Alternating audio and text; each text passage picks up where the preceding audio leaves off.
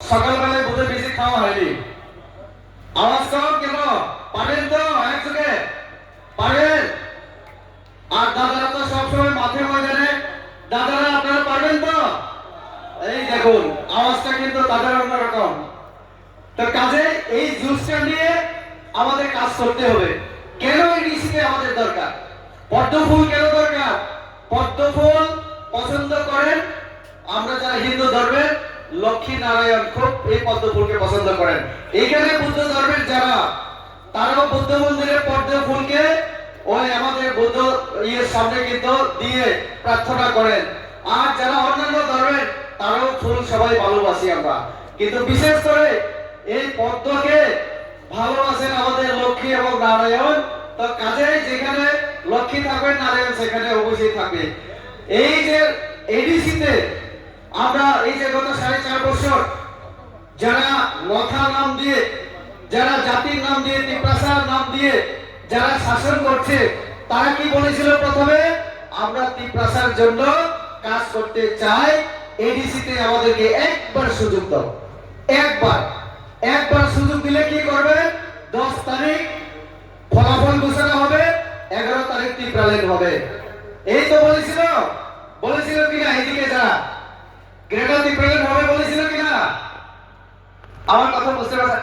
Greater Tipraland মাইয়া হিনি সমুদ্রে সেয়া তখন সৌরা গ্রেটার তিপ্রালেন মামুনরা মাইয়া আবো বড় শুনো 10 তারিখ বাগাকে 11 তারিখ রেজাল্ট उनका गेलो से ग्रेटर डेवलपमेंट তাহলে মিছা কথা না, চুম্বমান দেখানা, মিথ্যা কথা বলে মানুষকে ঠকিয়ে যেত না। অথচ প্রদ্যুৎ বাবু বলে ঠকায়। কারা ঠকায়? তারাই ঠকায়। কি হচ্ছে এডিসিতে? যে টাকা আমরা পাঠাচ্ছি সেই টাকা তারা খেয়ে নিচ্ছে দুর্নীতি করে। গতকাল একদিনে এডিসিতে অধিবেশন ছিল, আমাদের এখানে 3 জন এমডিসি আছেন, আমার এখানে বসা 3 জন এমডিসি একদিনের জন্য গিয়েছিলেন। সেখানে অডিট নিয়ে চর্চা হয় না, মানুষের উন্নয়নের জন্য কোনো চর্চা হয় না। চর্চা হয়েছিল কিভাবে মানুষকে ঠকাতে পারে। এই জন্য এই দলটা এখন ওই যে তিপ্রাবথা, এই তিপ্রাবথার নামটাই পাল্টে দিয়ে তিপ্রাবথা বুমুং পাল্টে হইছে বড় কাউকে ওয়ার্ড নোটিস বুমুং সারি দেব তাকুরগা। এখন তারা তিপ্রাবথা তিপ্রাসার বলতে পারে না, কারণ গ্রেটার তিপ্রালে দিতে পারছে না। তিপ্রাসার কোনো উন্নয়ন হচ্ছে না। এখান থেকে ভবরঞ্জন রিয়াং ইএম এই কাঞ্চনপুরের যে অবস্থা, এডিসির দ্বারা কি হচ্ছে? এডিসির কোনো কাজ নেই, কিচ্ছুই হচ্ছে না। অথচ ইএম আমাদের এখান থেকে যে রাস্তা ন্যাশনাল হাইওয়ে, আমি যখন এমপি ছিলাম দিল্লিতে দাঁড়িয়ে কথা বলেছি মনোজ সিংহ, নীতিন গডকরি যে এখনো মন্ত্রী, ওনার কাছে লিখিত চিঠি আমি দিয়েছিলাম। উনি আমাকে চিঠির জবাব দিয়েছিলেন যে রেবতী জি आपका ये जो मांग है मैं दे देता हूं। প্রথম চিঠিতে উনি আমাকে দিয়েছিলেন মনোজ সিংহ কাজ হবে, এখন কাজ হচ্ছে। আমি গতকাল তার জন্য জম্পি হিলে গিয়েছিলাম এই রাস্তা কতটুকু হলো দেখার জন্য। আবার জম্পি হিলে ইন্ডিয়ান টুরিস্ট লজের অবস্থা দেখার জন্য। ক্লিনেস ভিলেজ আমার এখানে আছে, আমার ধলাই জেলার অন্যান্য নেতৃত্বরা অজয় অধিকারী আছেন, আমবাসার আমাদের মন্ডল সভাপতি এবং জেলার অন্যতম সহ সভাপতি মৃদুল দত্ত আছেন। আমি ওনাদেরকে নিয়ে গিয়েছিলাম, ওনারা কোনোদিন আসেননি। তো এই যে এলাকায় ইএম এর এলাকা, এখান থেকে এমএলএ তাদের এই কাঞ্চনপুরের উন্নয়ন আমার ডক্টর মানিক সাহাজি যা করছেন সেটাই হচ্ছে, তার বাইরে একটা কাজ তারা দেখাতে পারবে না। এডিসি জনজাতির নামে তিপ্রাসার নামে তারা এখানে ঠকাচ্ছে।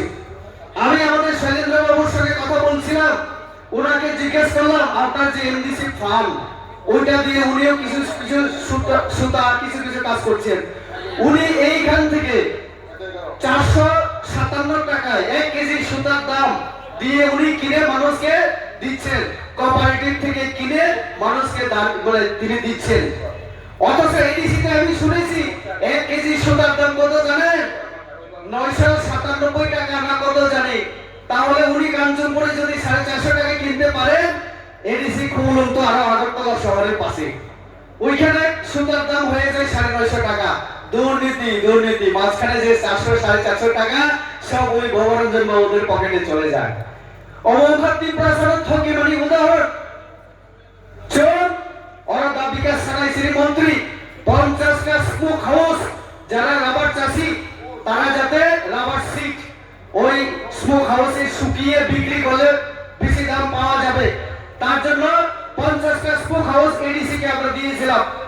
একটা স্মোক হাউসের দাম 75 লক্ষ টাকা। এই কাঞ্চনপুরেও হওয়ার কথা।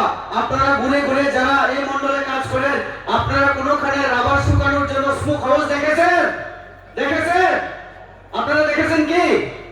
না, কোথাও নেই। সারা ত্রিপুরাতে আমাদের মন্ত্রী ওনার নেতৃত্বে উনি বিভিন্ন জায়গায় দেখছেন, এখন কোথাও পাচ্ছেন না। 2-3 বছর আগে থেকে টাকা দেওয়া হয়েছে। পূর্ণচন্দ্র বাবু সিএম সাংবাদিকদের সামনে কাউন্সিলে দাঁড়িয়ে তিনি বলছেন রাজ্য সরকার টাকা দিয়েছে 2 বছর আগে। প্রথম কত 7 কোটি 11 কোটি এভাবে টাকা দেওয়া হয়েছে, কিন্তু 3 বছরে একটা স্মোক হাউসের কাজ তারা দেখাতে পারলো না। দুর্নীতি, এটাকে বলে দুর্নীতি, অনিয়ম। সংবিধান মানছে না। প্রদ্যুৎ বাবু প্রত্যেক দিন বলে मैं कॉन्स्टिट्यूशनल सॉल्यूशन चाहता हूं, 125th अमेंडमेंट में चाहता हूं। আমি সেই 13 তারিখ আগরতলায় যে জনসভা, সেখানে আমি একদম পেপার দেখিয়ে আমি ওনাকে চ্যালেঞ্জ করেছিলাম।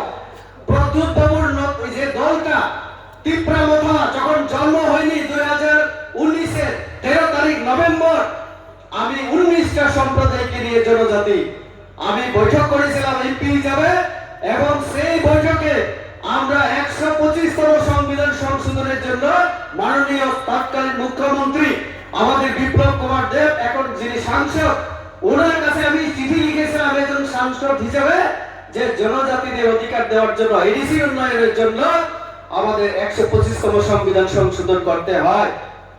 সেই মোতাবেক আমাদের রাজ্য ক্যাবিনেটে ডিসিশন হয় যে আমাদের এডিসি উন্নয়নের জন্য টাকা দেওয়ার জন্য, আরো সার্বিক উন্নয়নের জন্য কেন্দ্রের কাছে আমরা প্রস্তাব দেব।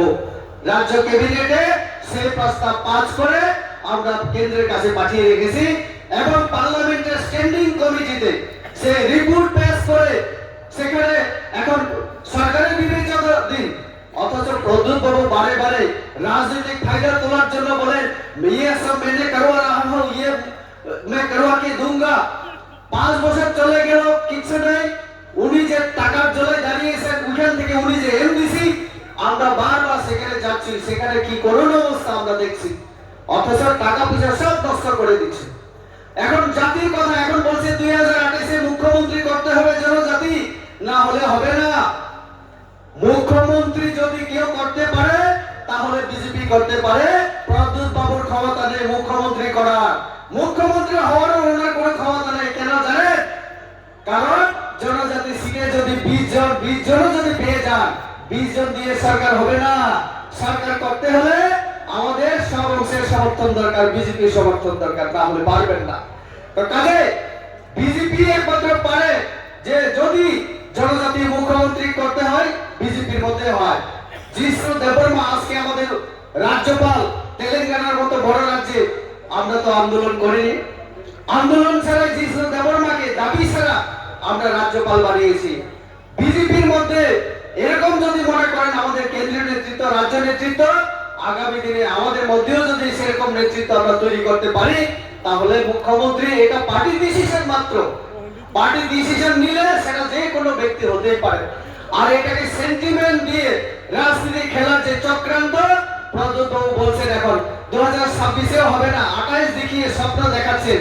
ওই বামপন্থীদের মতো হবে, একদিন সাম্য আসবে, সাম্য আসবে, সমান অধিকার সমান সুবিধা পাবে বলে 25 বছর কাটিয়ে আমাদের শোষণ করেছিল। যেমন গণমুক্তি পরিষদের নাম দিয়ে আমাদের মুক্তি তো তারা দিতে পারেনি, অথচ জনজাতিদেরকে তারা পরাধীনতায় রেখেছিল।